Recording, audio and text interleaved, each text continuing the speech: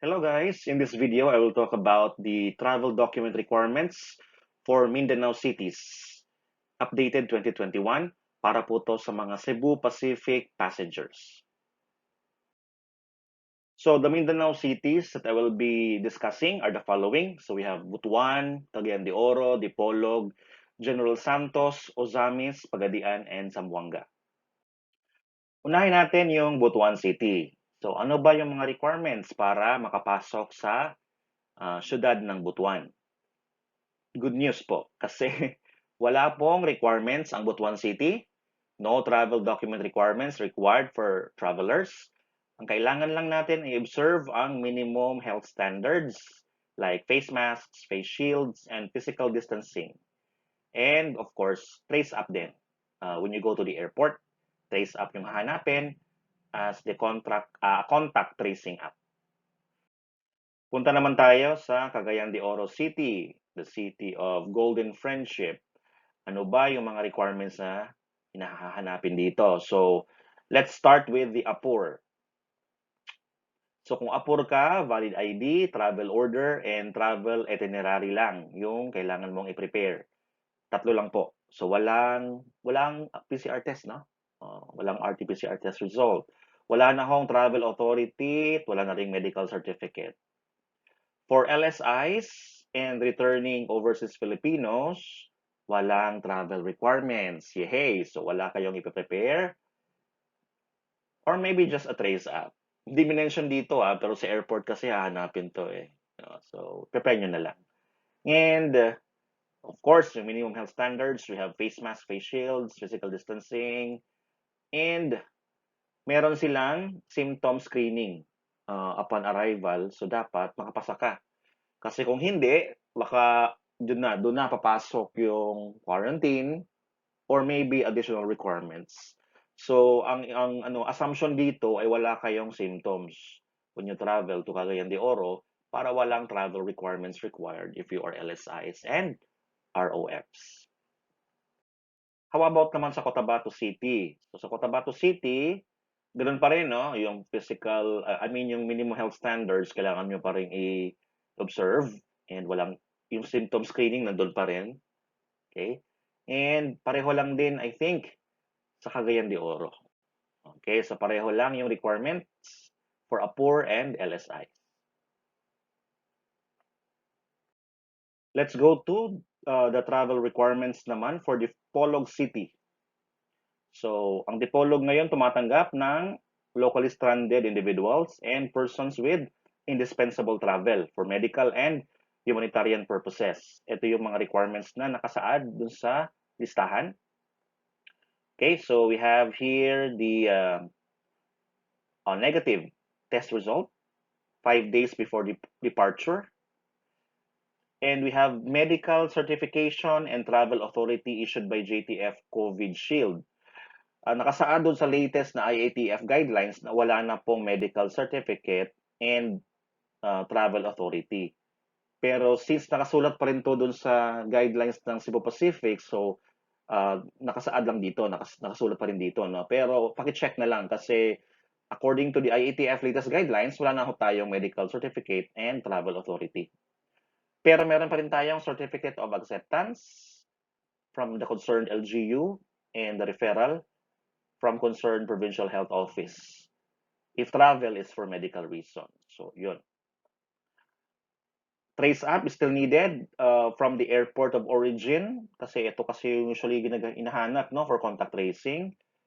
And upon arrival dun sa Dipolog, they are requiring you to download and register the Stay Safe app and fill out the PIATF declaration form.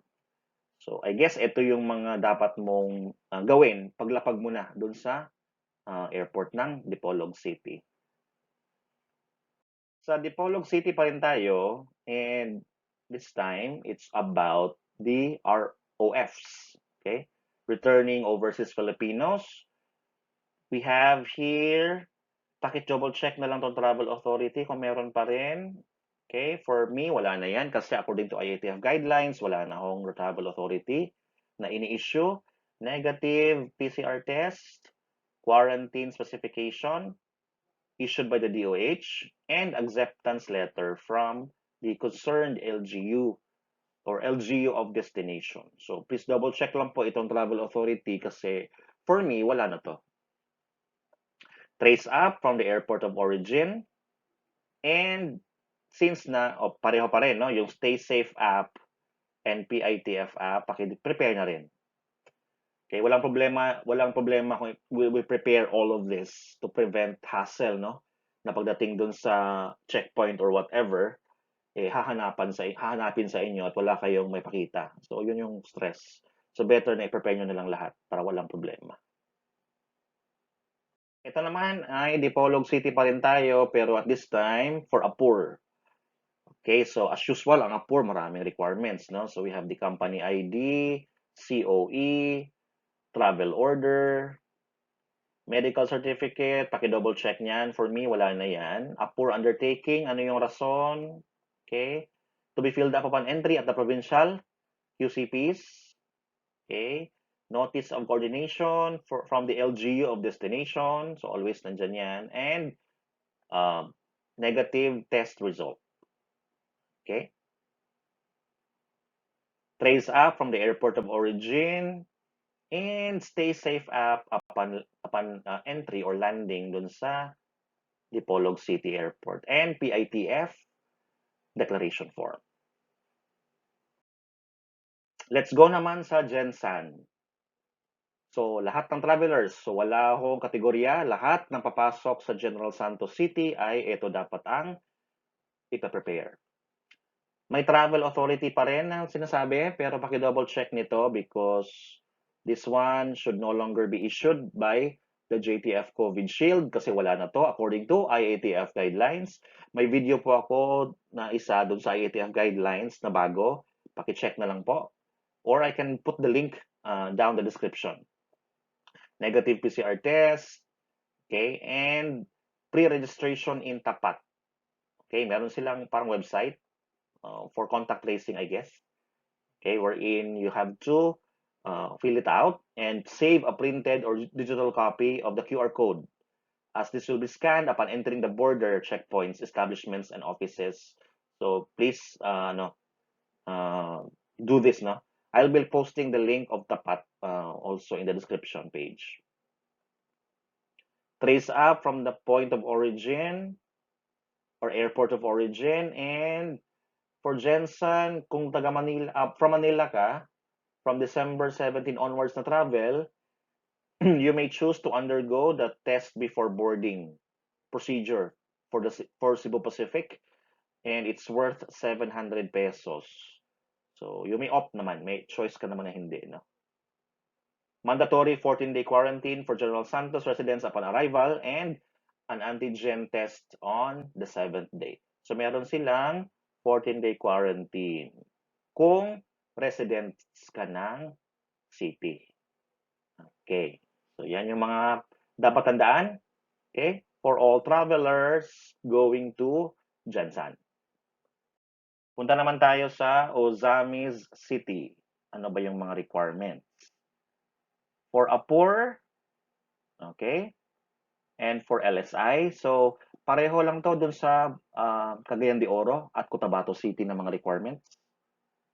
Okay, trace up from airport of origin, minimum health standards, and have to pass a symptoms screening upon arrival.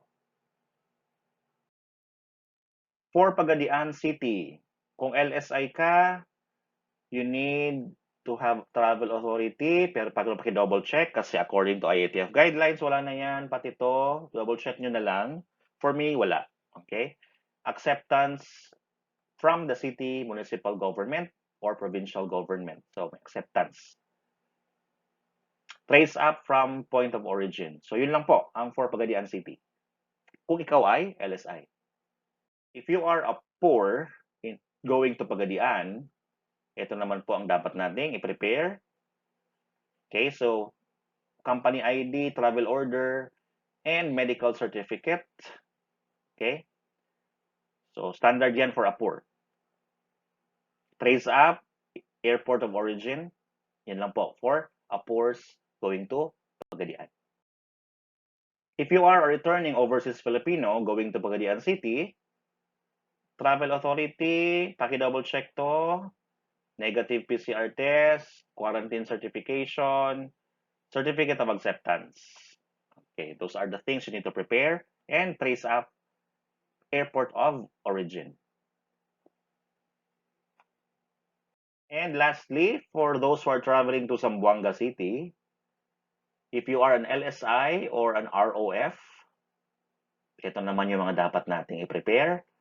Travel authority, again, double check. Medical clearance from local health office, maybe that's needed. Negative PCR test result. Prior coordination with the city tourism office for the availability of the quarantine facility. Paki-check nito. And coordination pass. Register and submit all necessary documents at least 3 days before the flight. So yan. Paki-prepare po if you are traveling to Zamboanga City as an LSI or an ROF. If you are an APOR traveling to Zamboanga, you need to prepare medical certificate, travel order, company ID, and trace up from the airport of origin. And yun lang po ang mga requirements sa mga iba't ibang cities sa Mindanao, no?